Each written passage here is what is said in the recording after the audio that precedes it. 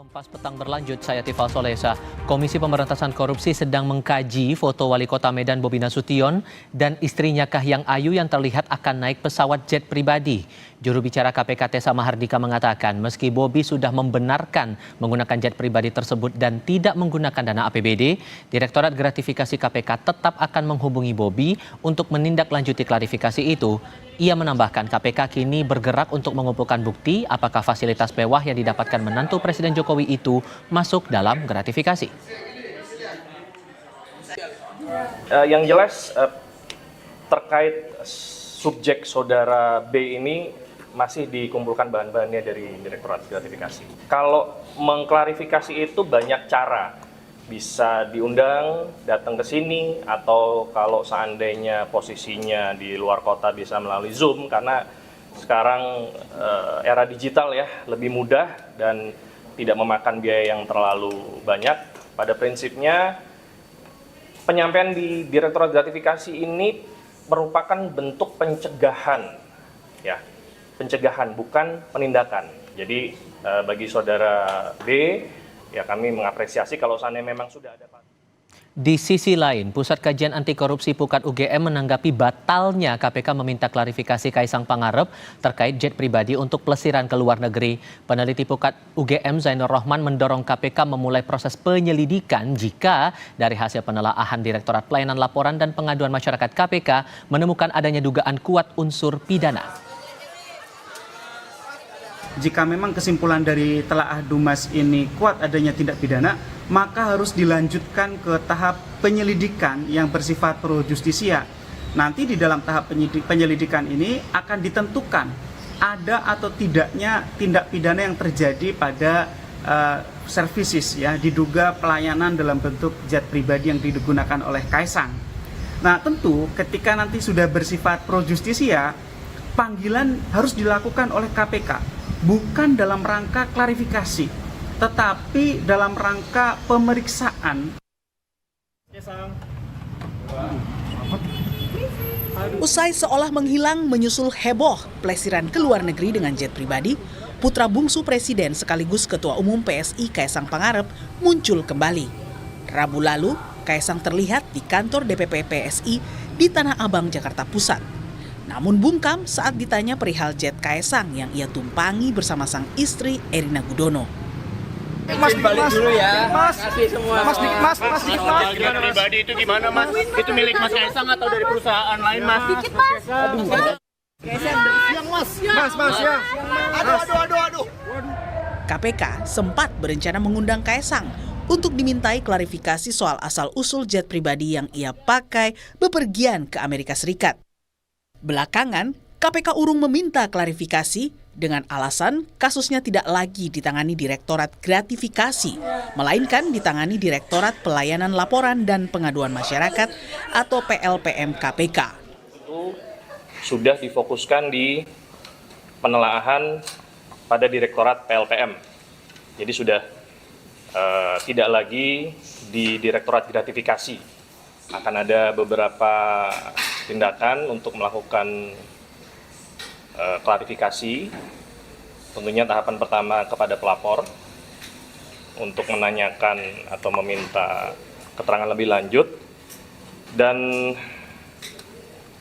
mencari dokumen-dokumen pendukung yang dibutuhkan untuk dinilai apakah layak ditindaklanjuti ke tahap berikutnya atau tidak. Usai raker dengan Komisi 3 DPR Selasa lalu, Ketua KPK Nawawi Pomolango bilang, Kaisang bisa tetap diusut meski bukan penyelenggara negara karena keluarganya pejabat. Kaisang kan nggak bisa dianggap secara personal. Semua publik mengetahui bahwa Kaisang adalah bisa dilanjutin gitu kan? Kita mengenal ada instrumen-instrumen hukum seperti trading influence, perdagangan pengaruh. Apakah memang kemudahan-kemudahan yang diperoleh oleh yang bersangkutan itu tidak terkait dengan jabatan yang barangkali disandang oleh sanak kerabatnya? Seperti itu barangkali. Dan kalau KPK tidak memberi perlakuan khusus ke Kaisang? Tidak ada. Semua orang di hadapan KPK sama itu. Berbeda dengan Ketua KPK, Wakil Ketua Umum Partai Golkar Aceh Hasan Syadzili bilang, Kaisang tidak bisa dimintai klarifikasi dugaan gratifikasi karena Kaisang bukan penyelenggara negara. Kaisang sendiri kan bukan sebagai penyelenggara negara. Jadi sebagai seseorang yang bukan penyelenggara negara tentu beliau ya tidak termasuk dalam kategori sesuatu yang sifatnya misalnya bisa mengikat kepada para penyelenggara negara itu. Pemanggilannya sekiranya akan dipanggil KPK menjadi tindakan yang aneh atau seperti apa? Ya kita kembalikanlah kepada aturan yang berlaku ya. Kasus dugaan gratifikasi jet pribadi Kaisang saat ini tengah dalam penelaahan KPK. 2 laporan yang ditelaah, yakni laporan oleh dosen UNJ Ubaidillah Badrun dan koordinator Maki Boyamin Saiman. Tim Liputan Kompas TV.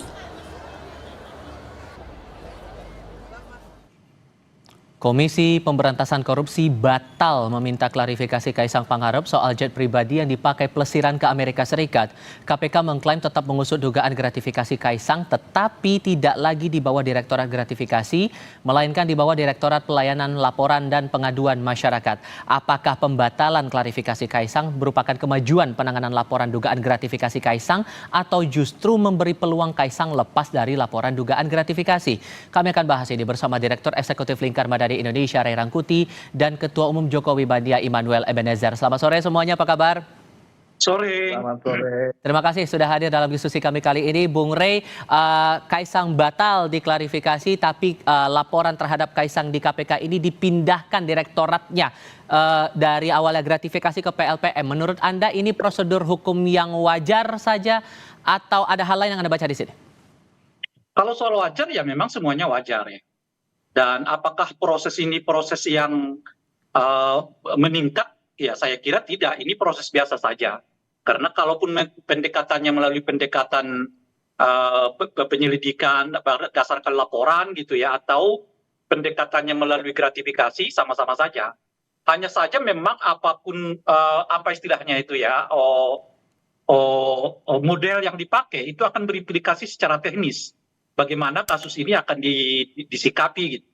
Misalnya dengan model pendekatan pengaduan masyarakat ini, nah ini bisa berimplikasi prosesnya makin panjang, makin lama juga gitu. Karena pertama kan harus dilakukan dulu semacam penyelidikan bahwa ada indikasi seperti yang dimaksudkan di dalam pelaporan itu gitu. Nah, biasanya proses untuk membuktikan apakah dugaan itu kuat untuk di kemudian ya ditindaklanjuti oleh KPK itu akan dibebankan kepada mereka yang menjadi pelapor. Nah, tentu saja akan sangat ada kesulitan ya bagi para pelapor untuk mendatangkan bukti-bukti ya, atau memberi bukti tambahan dan sebagainya itu atas laporan yang mereka lakukan. Nah, kalau misalnya laporan itu umumnya ya, kalau berdasarkan misalnya katakanlah seperti clipping koran gitu ya, atau gambar ya dari berbagai sumber macam-macam, nah itu juga akan menjadi nilainya nggak terlalu tinggi kan bagi aparat penyelidik hukum. Gitu ya. Selain konsekuensi prosesnya akan panjang, kemungkinan bakal mandek juga kasusnya karena dianggap kurang bukti itu tadi juga bisa menjadi peluang begitu? Ya kalau panjang kan masyarakat juga lupa. Kalau lupa kan kita tahu sendiri. Jadi ya itu pada tingkat tertentu mungkin strategi justru untuk membuat masyarakat lupa pada kasusnya. Apalagi kan 20 Oktober udah selesai nih gitu ya. Nah tetapi boleh jadi ini juga bagian dari KPK untuk membuat panjang sehingga mungkin setelah 20 Oktober mereka melakukan penyelidikan. Tapi itu kan sudah tidak terlalu penting karena yang bersangkutan tidak lagi berhubungan dengan seorang pejabat negara. Pasca 20 Oktober itu kan bukan lagi pejabat negara dan kasusnya nggak bisa ditarik ke belakang karena dianggap misalnya mendapatkan gratifikasi. Kecuali kalau cara pandangnya kita perluas. Nah masalahnya kalau kita dengar ya salah satu komisioner KPK yang sekarang khususnya Pak Gufron mempersempit pemaknaan apa yang disebut dengan gratifikasi. Agak berbeda dengan Pak Alex dan juga Pak Nawawi yang menganggap gratifikasi adalah satu tindakan yang mengakibatkan keuntungan yang bersifat personal ya yang ditemui oleh baik pejabat negara maupun keluarganya yang berhubungan dengan jabatan yang mereka emban. Gitu. Kalau Bang Noel melihatnya ini gimana? Kalau tadi dibilang sama Bang Ray tadi bahwa ada peluang ini akan memakan waktu yang cukup panjang berpindah direktorat begitu. Menurut Anda ini kasus ini masih tetap diteruskan atau tidak? Soal diteruskan atau tidak diteruskan itu kan kewenangan KPK ya. Tapi saya yakin KPK sudah tahu poin persoalannya. Pertama-tama, publik harus ketahui bahwa pemilik jet pribadi itu anaknya adalah kawannya Kaisang. Kemudian anaknya yang punya pemilik jet pribadi ini, itu pada momen tertentu beliau tuh ngajak Kaisang untuk ke Amerika. Ajak. Nah kemudian itu diiyakan oleh Kaisang. Mumpung gratisan mungkin kepala dia. Gitu loh. Kemudian kalau seandainya orang diajak, apakah itu masuk dalam kategori gratifikasi? Nah itu juga harus dicermati benar-benar. Jangan sampai nanti malah orkestrasinya menjadi liar. Seakan-akan Kaisang itu mendapatkan gratifikasi karena bapaknya seorang presiden. Loh anak yang punya jet pribadi itu temannya Kaisang. Dia ngajak ke Amerika, lantas diajak untuk naik jetnya, apakah itu bisa dikatakan gratifikasi? Nah, walaupun kemudian Ketua KPK bilang tak bisa dilihat sosok Kaisang ini sebagai sosok yang personal saja. Bang Noel? Boleh saya tanggapi sedikit? Sebentar, kasih Bang Noel dulu sebentar ya. Silakan Bang Noel. Gimana coba? Walaupun kemudian Ketua KPK bilang bahwa tak bisa melihat Kaisang ini sebagai sosok personalnya saja yang bukan pejabat negara. Iya, salah satunya itu. Pertama kan dia bukan pejabat negara, bukan penyelenggara negara. Jadi apa yang harus bisa dikategorikan gratifikasi gitu. Nah maksud saya harus benar-benar cermat dulu, jangan sampai orkestrasinya sudah liar, kemudian kita tidak bisa mempertanggungjawabkan apa yang sudah menjadi opini publik. Kan ini penyesatan opini namanya, gitu. Oke. Saya rasa itu, Mas. Oke, Bung Rey mau nambahkan apa tadi? Saya mau tanggapi dua hal dari pernyataan Bung Noel ya. Pertama adalah soal ini sekarang kan ditemukan fakta setidaknya di pernyataan Bung Noel bahwa betul jet itu bukanlah jet yang dimiliki oleh saudara Kaisang. Itu pertama tuh. Yang kedua, jet itu adalah milik orang lain yang merupakan temannya Kaisang dan di mana Kaisang diajak istilah Bung Noel tadi untuk ikut serta di dalam pesawat itu. Nah, ajakan itu bisa disitulah titik poinnya ya menurut saya ya, karena itu bukan milik pribadi, lalu Kaisang diajak oleh seorang teman untuk menaiki sebuah pesawat untuk jalan-jalan ke ke Amerika gitu. Nah itu justru titik poinnya, itu yang dipertegas. Apakah ngajak-ngajak itu semata-mata ngajak atau ada unsur lain di luar ngajak-ngajak itu yang kita tahu, itu yang pertama. Nah yang kedua, memang perdebatannya Bung Noel adalah soal apakah gratifikasi itu hanya melibatkan semata pejabat negaranya atau itu terkait dengan lingkungan yang berada di sekitarnya. Nah, Pak Nawawi dengan Pak Alek itu memaknai yang kedua, bahwa yang disebut dengan gratifikasi itu bukan hanya pejabat negaranya toh, tetapi lingkungan sekitar dia yang memungkinkan mendapatkan manfaat dari jabatan yang mereka emban. Dan saya setuju dengan cara pandang ini, seperti yang terjadi misalnya di Korea Selatan hari ini, di mana mantan presiden diseret oleh Jaksa Agung ke pengadilan karena didakwa memberi semacam gratifikasi kepada rekan bisnis dari menantunya. Itu masih menantu ya, bukan anak. Nah, sayangnya cara pandang ini dipersempit oleh salah satunya kan kalau kita baca misalnya Pak Gufron dari KPK juga, tadi Bung Aceh dari komisi berapa itu Golkar dan seterusnya gitu. Nah untuk membuktikan ini semua menurut saya caranya cuma satu, panggil Kaisangnya gitu loh kira-kira. Saya beri kesempatan Bang Noel untuk menanggapi dua alasan yang sebelumnya disampaikan Bung Ray soal kasus jet pribadi Kaisang ini.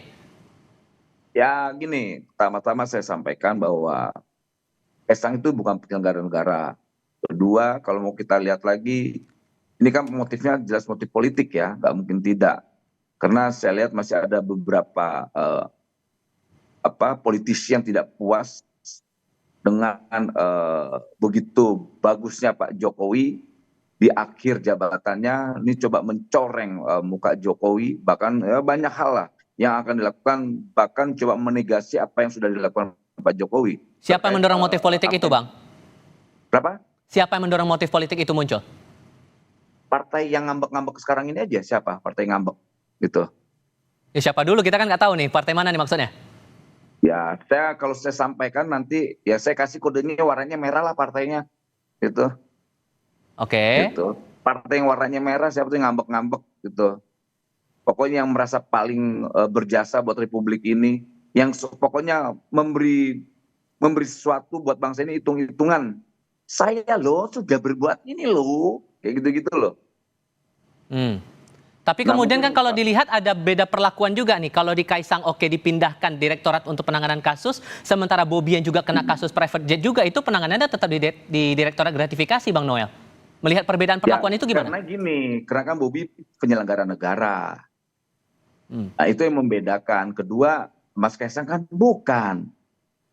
Gitu loh. Kalau mau juga diseret lagi, ada nih ketua umum partai itu, anaknya pimpinan di sebuah lembaga negara.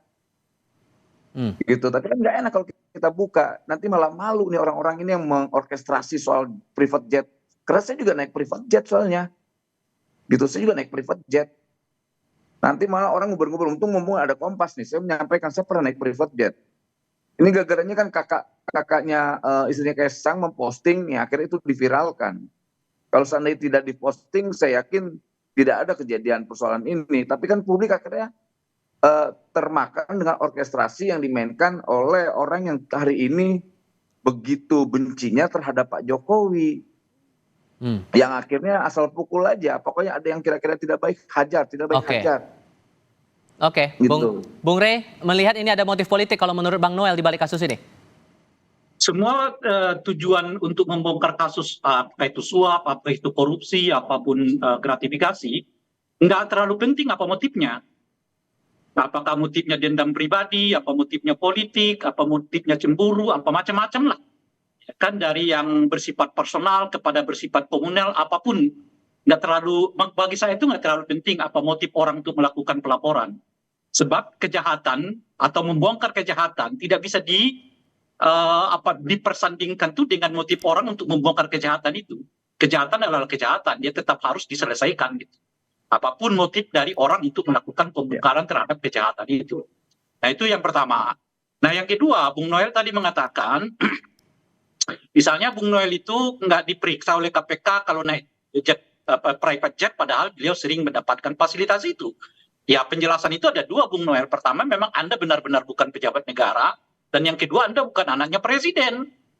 Kalau Anda anaknya presiden dapat fasilitas itu, saya kira juga semua orang akan mengatakan periksa Noel.